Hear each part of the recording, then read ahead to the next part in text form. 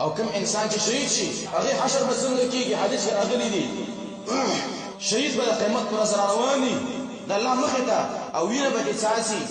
د دې زخمونو نه او الله لون الدم والريح ريح المسك د دې شهید چې راکوم وینه ده رنگ به د وینې د رنګي خو لیکن بوی به د مشک عنبر وي د قیامت پر ورځ باندې د شهید نو الله رب العالمین موږ تاسو د شهادتونو راکې د الله په لار کې د وجه عبد الله بن مبارک رحمه الله وی اذا كانت الاجساد للموت خلقت فموت سبيل الله بالمرء اجمل وای کله چې بدن د مرګ لپاره پیدا ده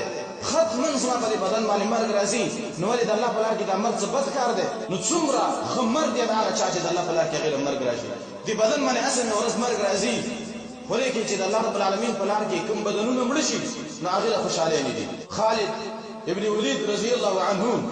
چې کله وفات کیږي د بارک راغلی دي دا چا ویلي وای تاسو څومره کافر وجلی خالد ابن ولید رضی الله عنه ویل چې را دومره به تومه ما چې واسه د موتی په غزا کې د موتی په معرکه کې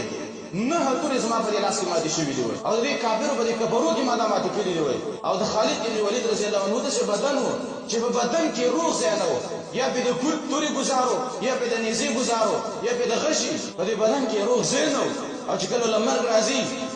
په خپل بشره باندې پروت دی جاړي چاته ورې جاړي وای څنګه جاړم چې په دې خپل بشره باندې مرګ راغی په کار دا و چې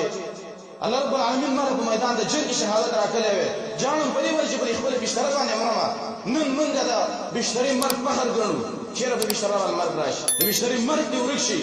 بس معشومان بدل راټولي خزه بدل راټولي او دا چې به وي دا سنگار به شروعي مرګ د شهادت مزه کوي چې یو تر کې وړاندې کې جنتي